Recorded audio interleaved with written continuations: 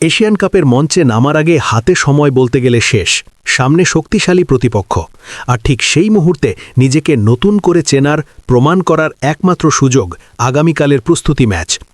অস্ট্রেলিয়ার মাটিতে এই একটি ম্যাচই এখন বাংলাদেশ নারী ফুটবল দলের জন্য হয়ে উঠেছে শেষ মুহূর্তের সবচেয়ে গুরুত্বপূর্ণ পরীক্ষা, যেখানে ফলাফল নয় বরং ভবিষ্যতের রূপরেখা আঁকতেই বেশি মনোযোগী coach Peter James Butler. Asian cup শুরু হচ্ছে ১ মার্চ, আর তার মাত্র ২ দিন পরেই ৩ মার্চ চীনের বিপক্ষে বি গ্রুপে নিজেদের যাত্রা শুরু করবে বাংলাদেশ।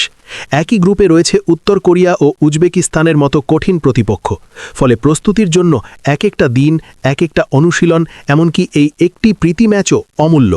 সিডনির ভ্যালেন্টাইন স্পোর্টস পার্কের টানা ৪ দিনের অনুশীলনের মধ্য দিয়ে দলকে শেষ মুহূর্তে ঝালিয়ে নিচ্ছেন বাটলার, যেখানে মেয়েদের মনোভাব, পরিশ্রম আর একাগ্রতা দেখে তিনি নিজেও সন্তুষ্ট।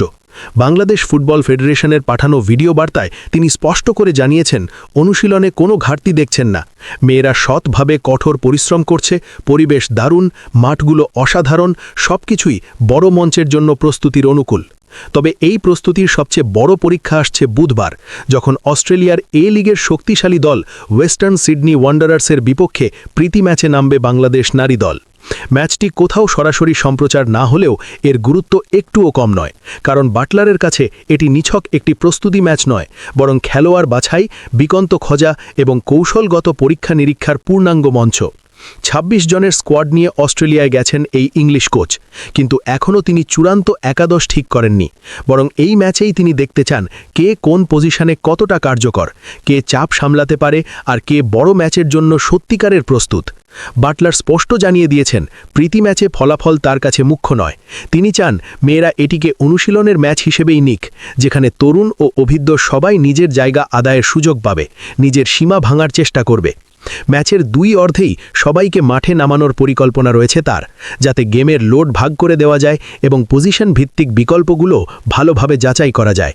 আক্রমণাত্মক ফুটবলের ওপর জোর দিলেও বাটলার এখনও কোন ফরমেশনে খেলবেন তা চূড়ান্ত করেননি। ৩-৪-৩, ৩-৫-২ কিংবা ৪-৪-২ সবকিছুই পরিস্থিতির ওপর নির্ভর করবে। তবে তার মাথায় যে পরিকল্পনা আছে সেটি তিনি ম্যাচের ২-৪৫ মিনিটেই মাঠে দেখতে চান। এই ম্যাচে খেলোয়াড়দের ওপর অতিরিক্ত চাপ না দিয়ে বরং দায়িত্ব ভাগ করে দেওয়ার কথাও জানিয়েছেন তিনি, কারণ এশিয়ান কাপের মতো বড় টুর্নামেন্টে শুধু প্রথম একাদশ নয়, পুরো স্কোয়াডের গভীরতাই পার্থক্য গড়ে দেয়। কে কোন পজিশনে সবচেয়ে কার্যকর, কোথায় বিকল্প তৈরি করা যায়, কোন কম্বিনেশন চাপের মুখে টিকে থাকতে পারে, এসব প্রশ্নের উত্তর খুঁজতেই নামছে বাংলাদেশ। যদিও ম্যাচটি সম্প্রচার হবে না, তবে যদি বাংলাদেশ ফুটবল ফেডারেশন ফলাফল প্রকাশ করে, সেক্ষেত্রে সেই আপডেট জানা যাবে আমাদের চ্যানেল থেকেই। সব মিলিয়ে আগামীকালের এই প্রীতি ম্যাচটি শুধু একটি প্রস্তুতি ম্যাচ নয়, বরং এশিয়ান কাপের আগে বাংলাদেশের শেষ বড় পরীক্ষা, যেখানে প্রতিটি পাস, প্রতিটি দৌড়, প্রতিটি সিদ্ধান্তই হয়ে উঠতে পারে চীনের বিপক্ষে প্রথম ম্যাচের প্রস্তুতির গুরুত্বপূর্ণ অংশ। এখন দেখার বিষয়, এই পরীক্ষায় কে কতটা নিজেকে মেলে ধরতে পারে, আর কোচ বাটলারের পরিকল্পনায় কারা হয়ে ওঠে এশিয়ান কাপের জন্য সবচেয়ে নির্ভরযোগ্য অস্ত্র।